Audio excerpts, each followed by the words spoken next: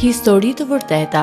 Sot udhëton drejt Llakatundit, një fshat vetëm 10 kilometër larg qytetit të Vlorës, fshati më i madh i komunës Shushic, ose njësisë administrative të Shushicës, që përfshin 9 fshatra gjithsej dhe që banohen nga 10.000 banor.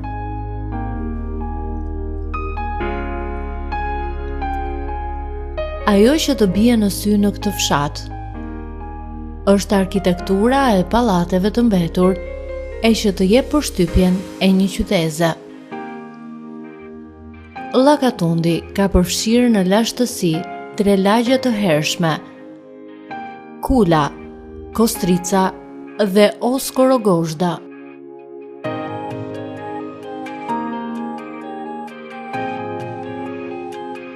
Në Llakatund kanë ekzistuar qysh prej antikitetit 3 lagje shumë të vjetra, të cilat janë Kula, Kostrica dhe Oskorogozhda. Këto të 3 lagje kanë lënë gjurmët e tyre sigurisht qysh prej antikitetit.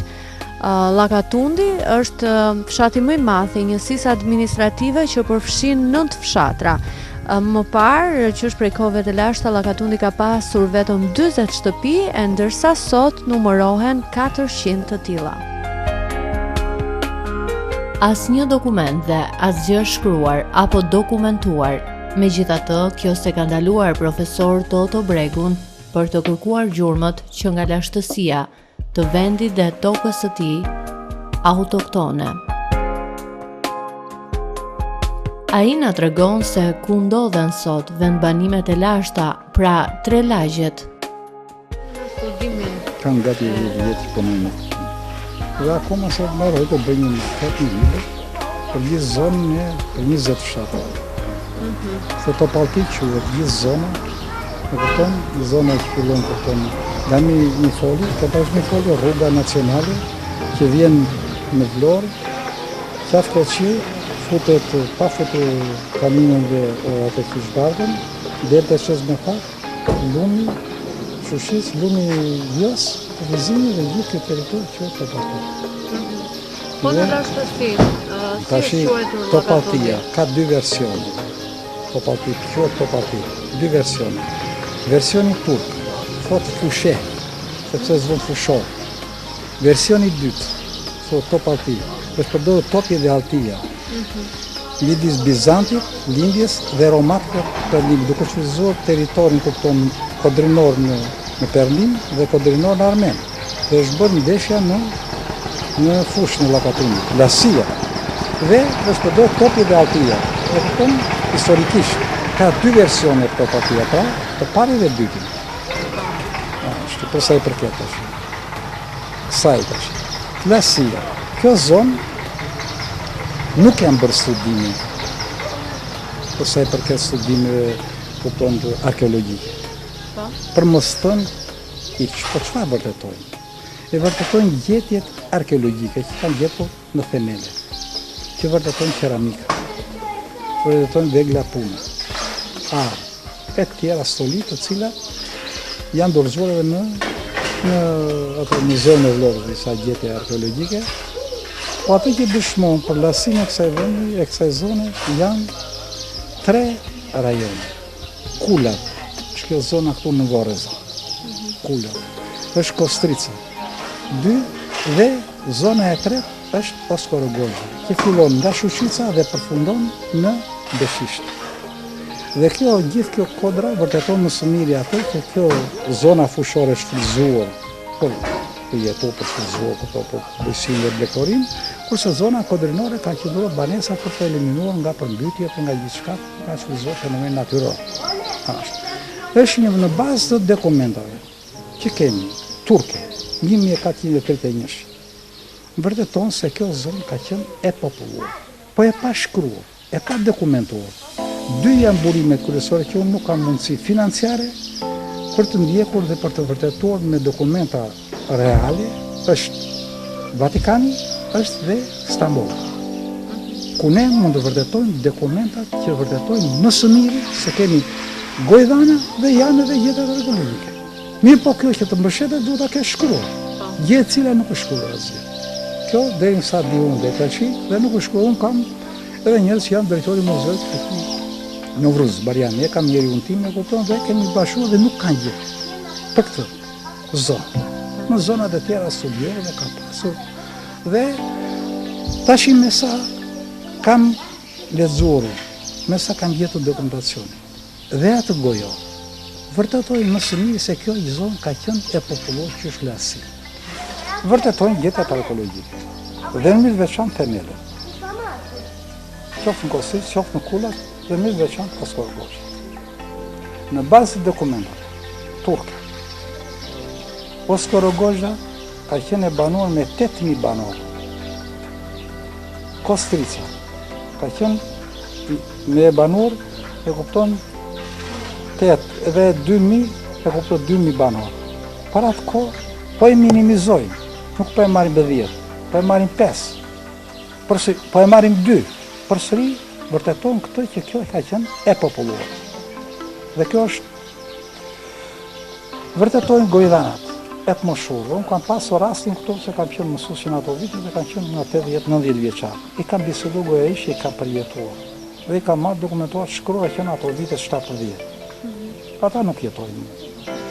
Që thonë, gojaish, hipte macja në Shushicë këtu dhe zbriste në qatim dhe zbriste në thuja në Beshisht. Vërtetojnë këtë që ka që ngjishu ka qenë dhe ka që banuar të popullsi. Për arsye të ndryshme, lufta, epidemi, e të tjera kanë bërë spostimet, lëvizjet e popullsisë në një rajon në tjetrin, bëjnë dëshmojnë të gjë që kjo zonë ka qenë e populluar.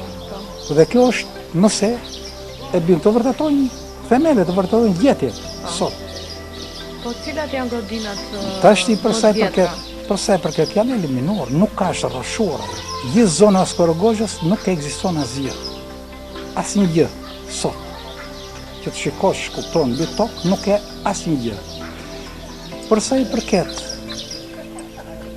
Mekatit, gjithmonë i Njalçiku, ka qenë jati tik punuar, kupton, obortar i sultanit, Sultan Sulejmani. Dhe e vërtetojnë dhe shkruar. Mekati një fshat i gjelbëruar. Dhe kupton, me pemishte, me tjera, dhe ka pasur xhamin e ndërtuar që nga Sultan Sulejmani, në drita si pika me lartë. Dhe këtu ka qenë biblioteka me 3.000 vëllime, që vërtetojnë që kjo qytet jo vetëm që ka pasur zhvillimin bujqësor dhe betoral, po pas dhe kulturë. Dhe këte e vërtetojnë edhe gjetjet e mvojshme të Ali Pasha e Pelenës, e kupton që kanë bërë bastiset edhe nuk është asnjë gjurmë me kësaj natyre. Po kjo vërteton atë, që kjo pasa që jo vetëm e populluar, po pasa që edhe e kulturuar. Qendra e fshatit quhet Shushicë, e cila ka marrë emrin pikërisht nga lumi i Shushicës. Ekzistojnë fakte që para çlirimit kjo qendër nuk ka pasur asnjë banesë. E ndërkohë në vitet e mëvonshme, 1930 ka qenë Orlando që duke marrë për 99 vjet këtë zonë, kjo e fundit njohu lullëzimin e saj të pakrahasueshëm. Në vitin 1944 u ndërtua ndërmarrja bujqësore e dyta në vend më e madhe pas asaj të Sukthit, me një kapacitet të habitshëm për ato vite.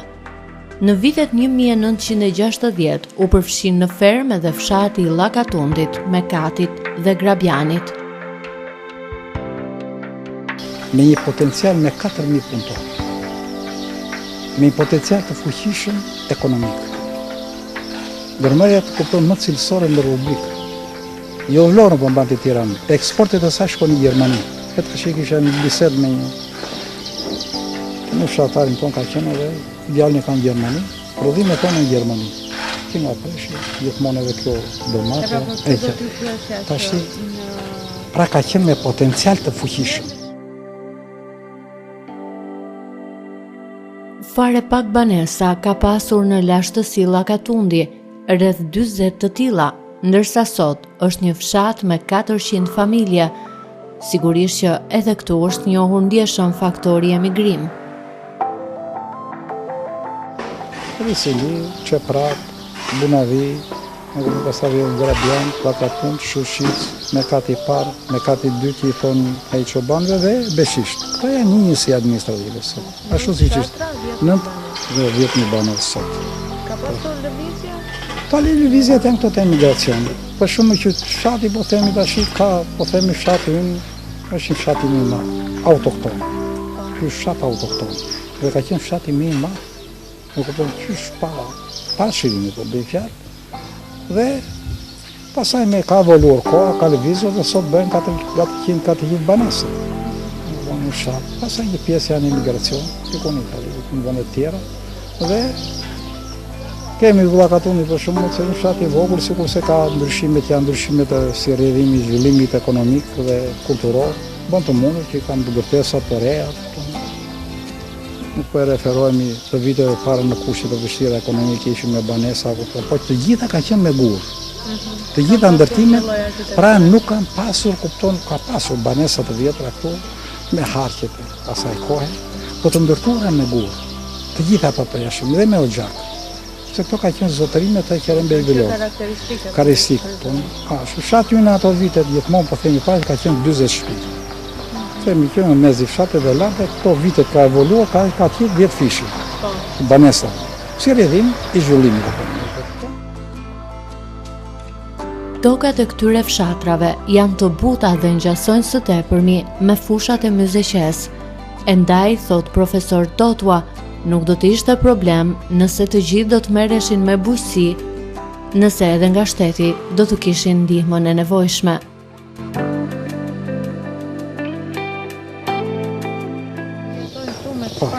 Merreshin. Sot njerëzit kanë marrë si mbas vendimit 7501 kanë marrë tokë. Dhe kanë aktivitetin e tyre kupton me bujqësinë dhe me blegtorinë. Aktivitetin tonë. Por janë shumë pak investime, siç po themi keni bërë shumë për shumë mbajtje që janë ndërtuar sera moderne. Kurse këtu se kemi gjë, janë disa mikrosera, të vogla të ndërtuar një lagje, kupton janë edhe investimet në fush, ka dikush ka një 2-3 veta kupton një vështë të kish në 2 hektar, e kupton, në të fshatar tanë, por në përgjithësi e kupton shfrytëzojnë tokën këtu pa rënime. Sepse shfuqia ekonomike në atë parë, se ajo e bën të mundur, dhe merren kënaqje me pak. Pa kjo është e vërtetë. Se Vllakatuni kupton është sot është tamam muzike.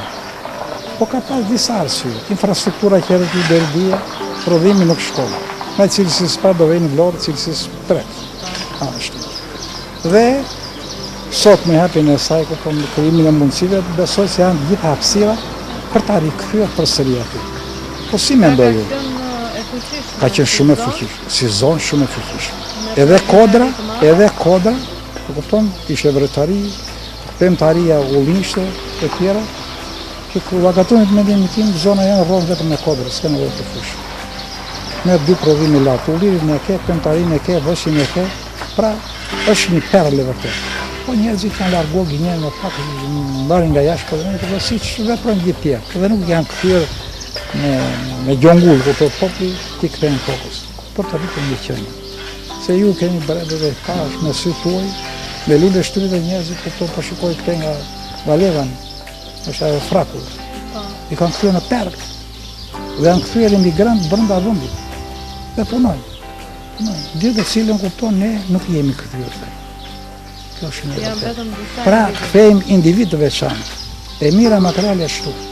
Po ne nuk vëmë mendjen.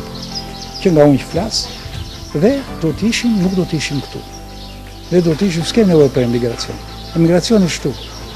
Ka njerëz apo njerëz që i kanë marrë me këto, ishte një djalë ka qenë në Greqi. Ku pasan gjuna e pasan Amerikën këtu. Ikte në mëngjes, tregtonte, kishte një mikroser, vinte me 200.000 lekë të vjetra në shtëpi çdo ditë. Kjo është një ardhmë kolosale. Si rridhimi i punës. Pra, po të gjejmë veten, besoj se gjithçka këtu mund të rregullohet shumë. Njerëzit që jetojnë sot në Llakatund kanë marrë tokat e tyre dhe i punojnë. Dikush për të mbijetuar e dikush tjetër për të çuar në vend pasionin për tokën.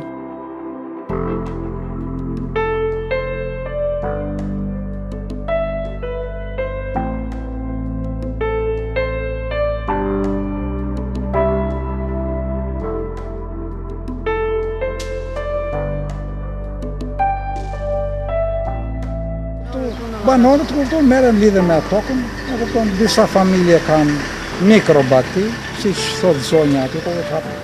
Edhe dikush ka 2 veta kanë këtu, ka 5 lokë, me 2 shatar, kupton.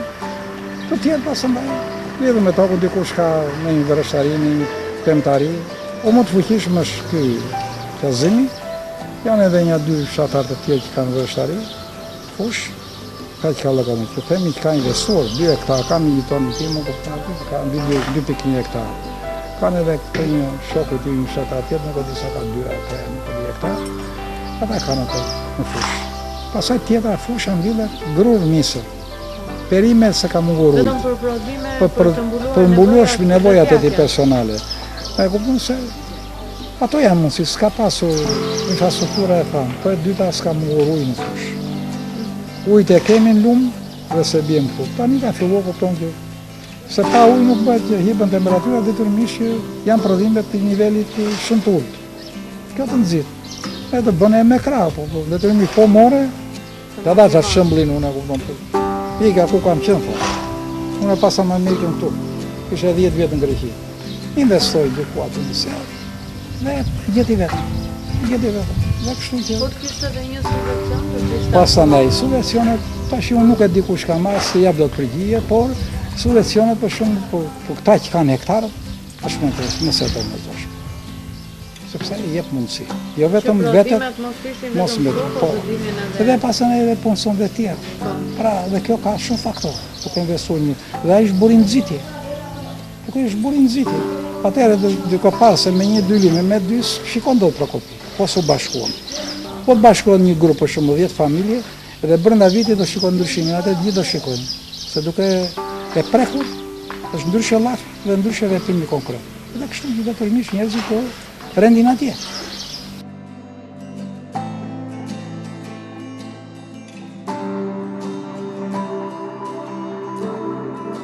Qazimi, pra ky njeri punëtor, emigroi drejt Greqisë në vitet 90, por largimi i tij ishte i shkurtër në kohë, pasi ëndra e tij mund të realizohej vetëm në tokën e tij. E nisi fillimisht me pak tokë dhe me fare pak kultura bujësore, por sot numëron plot 5 hektar tokë e me 10 varietete e kultura të ndryshme mjaft të veçanta.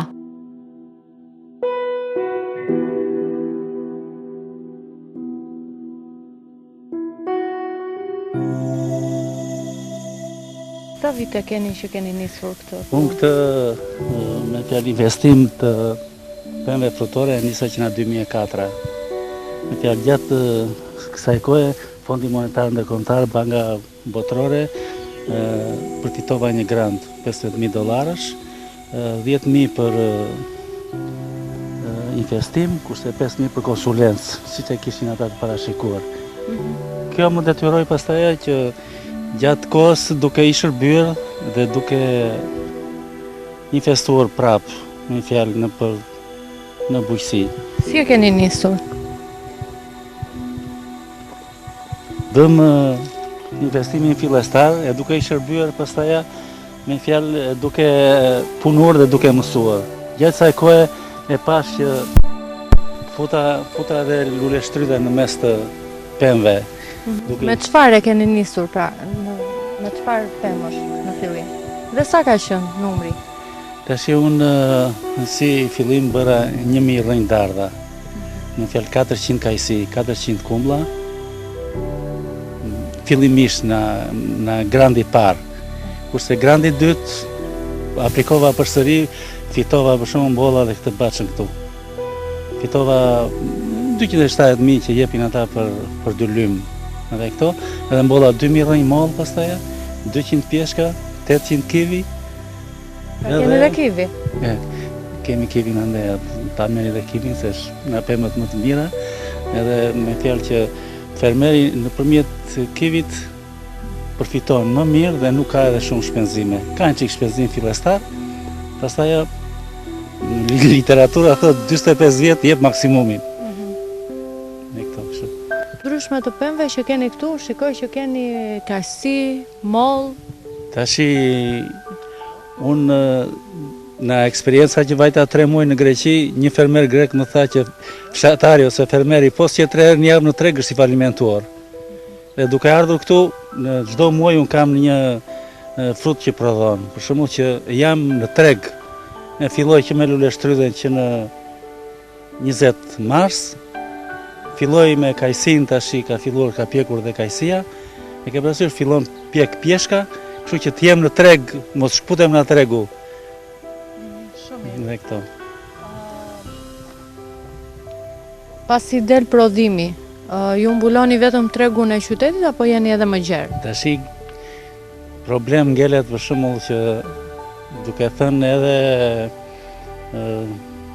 qeveria ka ngritur me të madhe për të bërë magazina grumbullimi, po këtu te zona jonë s'kan arritur që të bëjnë, kështu që vuajmë çik me tregun. E japin për tregtar, me fjalë pa fatur, pa tutje, me fjalë ka vështirësi tregu.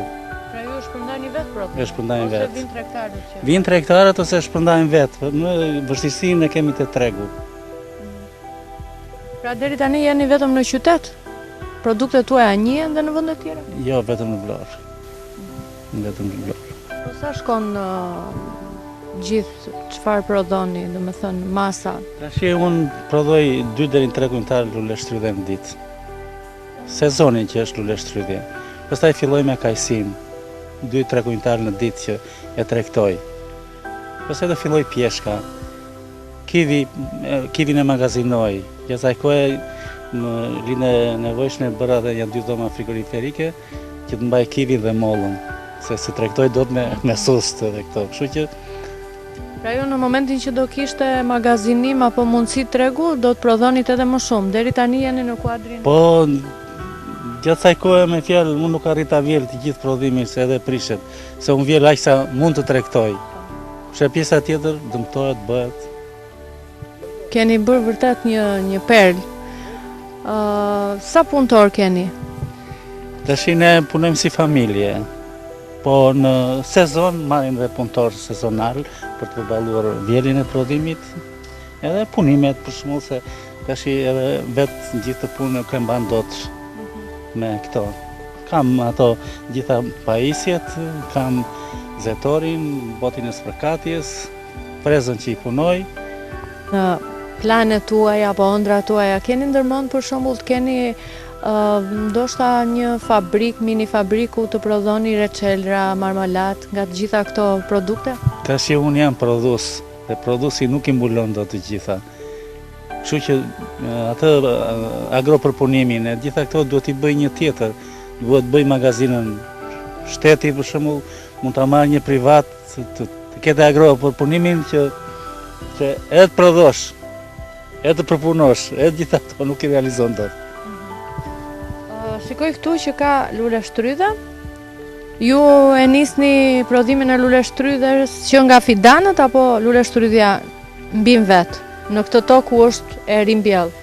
Tash lindi nevoja vetëm me pemët si fermer je i falimentuar. Kështu që fillimisht e zura me ca luleshtrydhe që i themi ne luleshtrydhe pylli ose luleshtrydhe rrugaçe u thoshja unë, se sa venin në treg ato ishin shumë të shishme, po nuk i rezistonin tregut. Kështu që me erdhën një 90 rënj në Italia, gjatë asaj kohe i shtova vetë këto, edhe këto unë i përdor një në 3 vjet, i përpunoj, këto e nxjerrin vetë fidanin. Marr lastonjat, i mbjell, me fjalë çdo 3 vjet e përsëris këtë kështu. Edhe kjo është një frut është bio, edhe me fjalë i përshtatet, libri thot që në hije anës fembe bëhet, se pothuajsh bim pylli. Dhe këto. Me fjalë është pothuaj bio, nuk është në ato që e madhe, shumë e bukur, po është natyrale. Është natyrale. Pra ju nuk përdorni asnjë lloj po vetëm kur spërkas ato pemët, marrin dhe këto që mos jem kur i thonë kështu.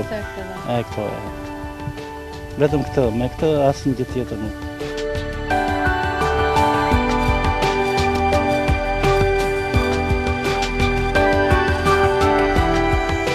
Kjo kajsia që pjek tani, me fjalë, themin e kajsia e ershme, po se çfarë e ka atë emrin e vërtet nuk e dim, po pjek në këtë kohë. Edhe tregu triqet si frut tash. Është fruti i parë, me fjalë mbas mbështetjes. Kur është mbjell? Po janë viti 7. Viti 7. Që është i bërë infestime. Në kajsia, me fjalë, këto janë që rrojnë më pak si kështu, me fjalë, deri 20 vjet, pastaj mund t'i përsëritësh si bim me këto. Merë maksimumin deri 20 vjet, pastaj fillojnë degradohen si pemë, po i përsërit dhe këto. Dhe unë kam aplikuar, ja dhemi të shikojmë atje, me fjalë, midis mollëve ka mbjell kivi. Meqense kivi është rezultativ, për të shtuar kivin, mbaj edhe mollën edhe kivin, sa të hyj kivi në prodhim. Ne të vemi ta shikojmë çik. Këto pra e kanë mundimin e tyre në fillim. Në fillim, pastaj nuk ka nevojë për shumë punim. Pastaj si gjithë punimet do t'i bësh ato, që ka me fjalë punimet që i takojnë, do i frezosh, do i krasish, do i spërkash, me fjalë punë ka. Punë sigurisht që ka, po jo si në fillim. Jo, investimi në fillim ishte i vështirë. Pastaj gjithmonë fillon punon parat e tua, e ke përsosh i mbijeton. Fermeri nevojë për ndihmën e shtetit ka, se 2 lekë tjetë fermeri ka mundësi jetë në baqë e rri vetë pa bukë. A kthehet në pasion. Me fjalë, unë çdo ditë po serda këtu, edhe e shi të bie duhet vit shikoj njerë, me fjalë dhe këto. Me fjalë, kthehet puna në pasion edhe shikon produkte, krijesat e tua. Shikon edhe ndjen atë kënaqësinë e punës tonë. Nuk fiton shumë, po ndjen kënaqësi. Dhe kumblla? Këtu është pjesë e kajsive, me fjalë janë edhe 200 rënjë kumblla në këtë blok, duke menduar që t'jesh çdo muaj në treg me një frut, mbas kajsis vjen kjo kumblla. Kumblla italiane i themi ne zez. E kupton? Kur piqet? Kjo nga mezi qershorit fillon piqet. Kur mbaron kajsia së vjeli, fillon kjo. Me fjalë që je në treg, nuk ndërpritesh në tregu. Kjo lloj kumblla apo ka ndonjë lloj tjetër? Kjo është një varietet që pjek në atë, pastaj kemi në 15 qershori, në 15 korrik fillon varieteti tjetër. Kemi një lloj kumblle tjetër. Kemi edhe një tjetër që quhet presidenti, ajo fillon që më shumë populli e përdor për likor dhe për këto, ajo fillon në 15 shtatori. Që e përdorin ambisat për të bërë likor. Po për likor më shumë dhe këto.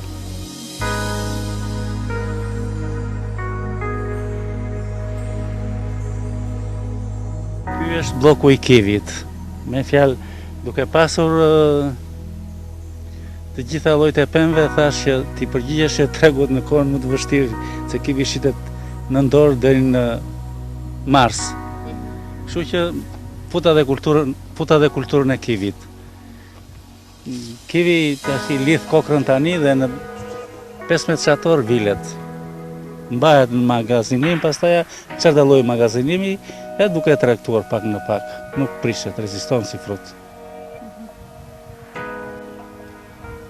Ky është prodhimi i kivit. Tash është momentin që ka lidhur kokrën, parasysh ka një prodhim të bollshëm dhe parashikimi mund të jetë shumë i mirë. Sa pemë kivi keni? 300 rënjë. Kivi 250 janë femra, kurse 50 janë meshkuj, se bëhet nëpërmjet meshkujve plenimi i kivit. Kështu që gjatë kësaj kohe pash që është rentabël, mbolla dhe 600 rënjë të tjera. Për ato të vogla. Dhe është një pemë shumë e mirë se jeton sa vjet, 40 vjet? Po sipas librit jeton 45 vjet, jep maksimumin. Kështu që brezin tonë e ha kjo kështu. Tashi, siç tham që kivi plenohet nëpërmjet bimës mashkull dhe kjo është bima mashkull. Kjo bën vetëm lule edhe nuk bën kokra, bën vetëm plenimin e pjesës. Vetëm për jetë gjatësinë. Për jetë gjatësinë, për lidhjen e frutave të kivit. Kjo është një kulturë mënaferre but, i themi neve, edhe këtë heq tregu. ashtu. Edhe kjo është bio, se është nuk pranon as përkatje, as të tu ja merr prodhimin. Kjo është një kulturë e re në tokën. Po këto kanë ardhur, është viti 5 edhe kjo, jam duke e shtuar edhe këtë, me fjalë. Megjithëse është bio, kush kërkon gjëra bio, mund t'i japim.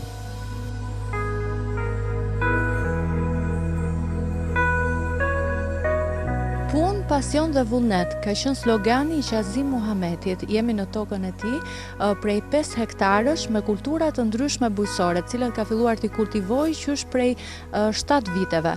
Në këtë tokë ai kultivon moll, manafer të butë, kultura të ndryshme dhe shumë të veçanta si kivi, lule shtrydhe e të tjerë. Deri tani pasioni nuk e ka lënë pas, edhe pse gjetja e tregut apo magazinimi mbetet pak problem.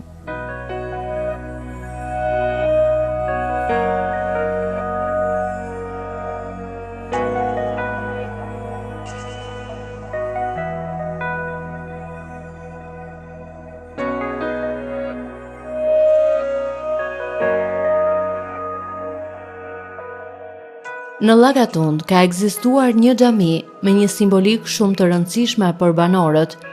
Gjithashtu, kjo fermë, siç e quanin banorët, ka qenë një perl me prodhime bujqësore blektorale, me fuqi punëtore më të lartë se çdo fshat tjetër. Ka pasur stallat më moderne të baktive, kuajve e lopëve, e gjithashtu edhe hangarët që sot kanë mbetur prej tyre vetëm rënojat.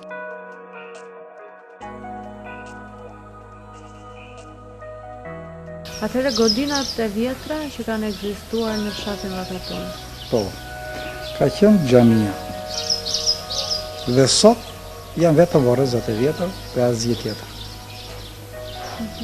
Një, ka pas xhami në drita, si e thonë me kati parë, aty ku ka qenë biblioteka. Dhe aty ka qenë ky studiusi turk. Aty ka qenë xhamia. Dhe biblioteka me 3 nivellime. Që ndërtuar që në periudhën e Sultan Sulemanit. Ka qenë Sultan Sulemanit sultani me një kulturë tepër të gjatë, që ju e dini shumë mirë nga mua, kupton, nga sultanët e asaj kohe. Tani është ndërtuar një tjetër xhami. Atje s'ka xhamia. Xhamia shëndër aty ballë tek kemi në tek Shushica, aty tek ndaluam ne, aty është ndërtuar xhamia. Kjo se ka vendin aty. Unë ndërtuar se si e menduan ata, ishin pushtetar, atje ka vendu xhamin aty. Në zonën tonë ajo xhami është ndërtuar tash ka një 2 vjet. Kurse këto janë të rafshuara. Hangarët? To Orlandit, aty ku sa morë të kthesën ju, aty kanë qenë banesat, kanë qenë stall lopësh, stall kuesh. Dhe sa fute, sa merë kthesën, në kratë të djathtë, sa more kthesën nga poshtë, në kratë të djathtë, aty kanë qenë stallat e Orlandës. 2 kaçë. Dhe u bë koçek, bari njësa diçka, janë eliminuar. Dhe sot është bërë një lokal. Ai ka futur perimet për herë të parë, se nuk njifesh.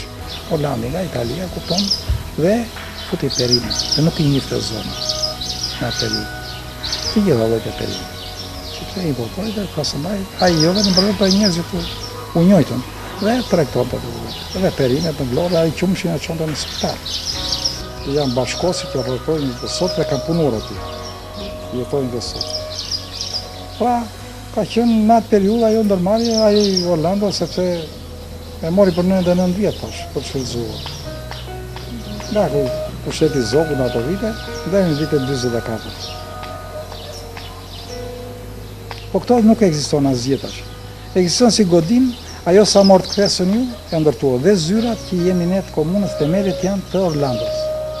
Ato zyrat, në ato themelit. Aty ka qëndruar banesa aty ishin zyrat e tij.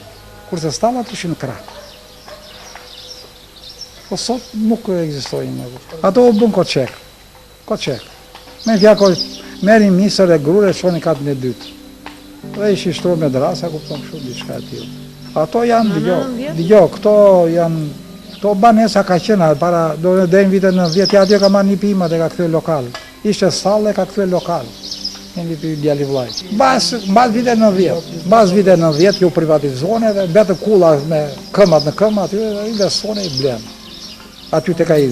Atëherë këtu jemi në rënojat e vjetra? I stallat e NB-s Llakatundit, të cilat janë ndërtuar qysh në vitet 1970, me një kapacitet maksimal mbi 1000 lop, mushjera dhe vishash, ku ishin të përqendruar mbi 100 punëtor të cilë punonin këtu, në këtë stalla. Sot ja ka të ndisur në pikë të hallit në Rënoja. Pjesa kodrinore në pjesën perëndimore të pozicionit ton, shtrihej nga fshati Grabian deri në atë quajtur kthesa e Bunavis, ishte kompleks i mbjell me qeshi, që sot kupton nuk ekziston asnjë rrënjë. Sipas gojdhënave dhe paraardhësve, historia Llakatundit dhe Mekatit të parë, apo siç njihet sot me emrin Drithas, ekziston në një prej pllakatave të kohës së Sulejmanit të Madhërisëm.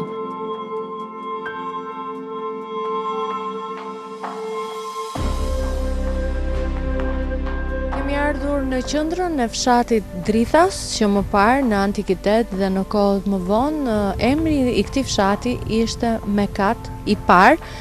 Në këtë fshat ka qëndruar për pothuajse një javë kronisti i mirënjohur turk Evliya Çelebias, i cili në shkrimet e tij e ka kujtuar me nostalgji qëndrimin në këtë fshat, pasi ka treguar se në këtë fshat kultivohen shumë pemë, ka gjelbërim të mahnitshëm dhe gjithashtu pikërisht në këtë pjesë ka ekzistuar xhamia, një bibliotek me 3000 vëllime, që tregon dhe lashtësinë e këtij vendbanimi.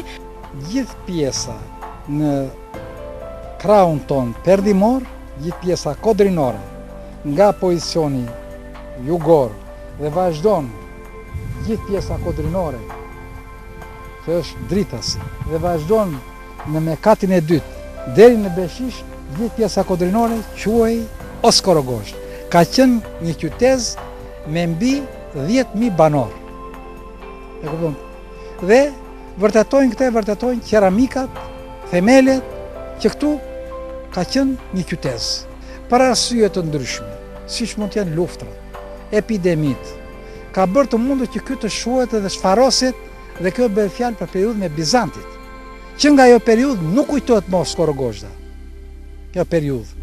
Pra, më vonë shikojmë dhe janë emëruar fshatat që ekzistojnë sot, si rrjedhim i shtegtimeve nga një rajon në tjetrin. Dhe gjithë kjo pjesë quhet Oskorogozh. E pa dokumentuar. Nuk ka diçka dokumentuar. Që ne të vërtetojmë kjo nisur mbi bazën e ç'është gjetur dhe mbi bazën e gojdhanave. Pra sot këtu është fshati Mekat. Me një histori dhe ky, ashtu siç ajo përmenda dhe më sipër në intervistën tuaj, që është një fshat i cili ka pasur një bibliotek mbi 3000 vëllime. Që dëshmon, pra, ky bibliotek fshati Mekat i parë sot quhet Drithas, që vërteton më së miri që kjo qytet pas ka pasur një kulturë të lashtë. Mekati vazhdon, Oskorogozhda quhet Mekati i dytë, pjesa gjithmonë kodrinore, dhe vazhdon deri në Beshisht. Dhe sipas gojdhanës popullore, nga të moshurit e vërtetojnë dhe pohojnë. Duke u nisur nga gojdhanat dhe si rrjedhim i mungesës dokumentacionit historik, pohoj nga brezi në brez. Aq e njëjtura ka qenë këto shtëpit me njëra tjetrën, sa pohoj me gojën e tyre bashkosit, më të vjetër, që hipte maci këtu në fshatin e quajtur Shushic dhe zbriste në fshatin e quajtur sot Beshisht. Kjo vërteton më së miri që ka qenë një qytet shumë e populluar. Pra ky është një tjetër vendbanim, është lagja e?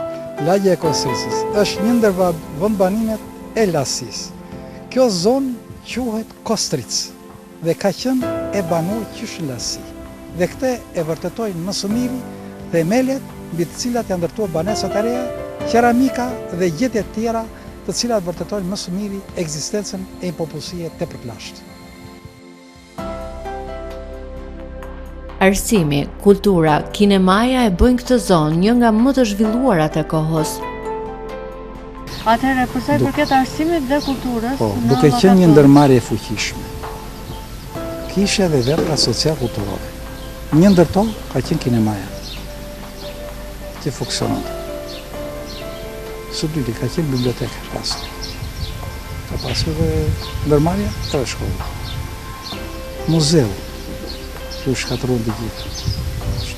Shkolla, që në vitet 60, nuk kanë dalë njerëzit e 6 mësues. Në vitet 70 kanë filluar të punë këtu. Kanë qenë arsimi 8 vjeçar dhe e mesme.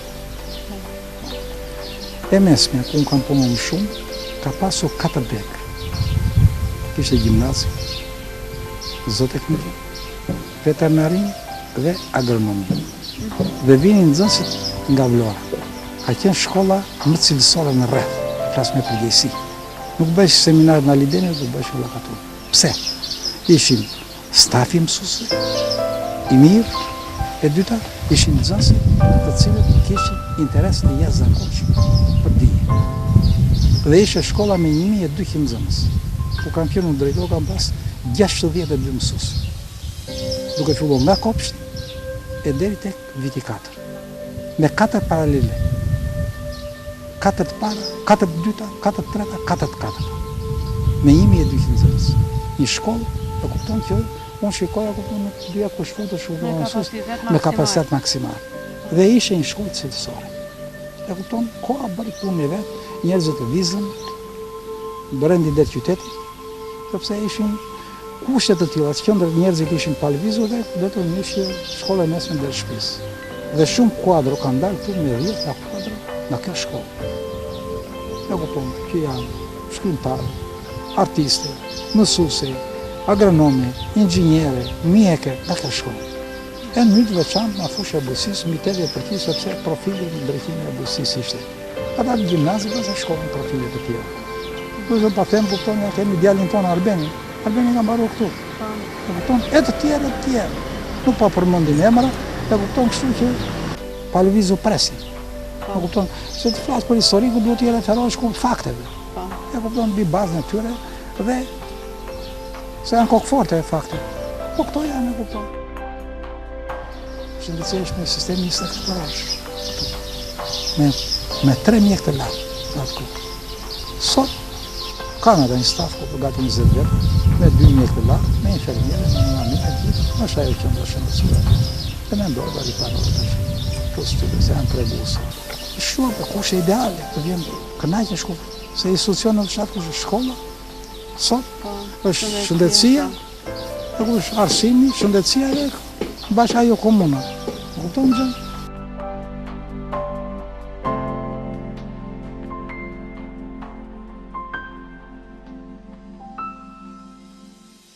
Në javën e parë të tetorit të vitit 1917 është hapur shkolla e parë shqipe në këtë zonë me 2 gjuhë, italisht dhe shqip.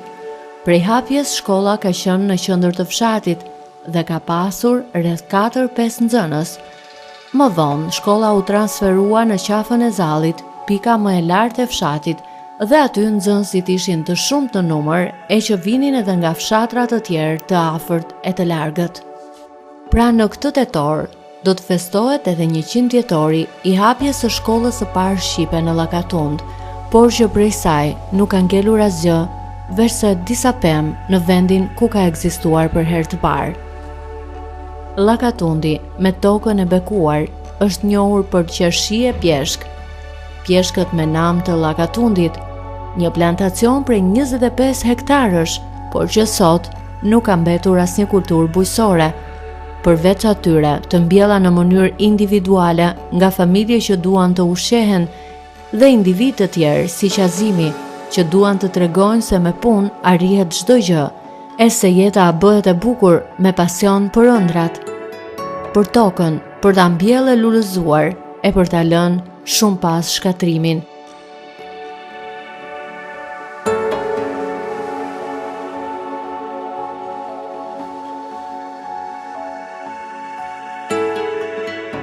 Miq të histori të vërteta, kemi lënë pas Llakatundin me historinë e këtij fshati qysh prej antikitetit e deri në ditët e sotme, për t'ju lënë takim ditën e shtunë me një tjetër histori të vërtetë. Mirupafshim.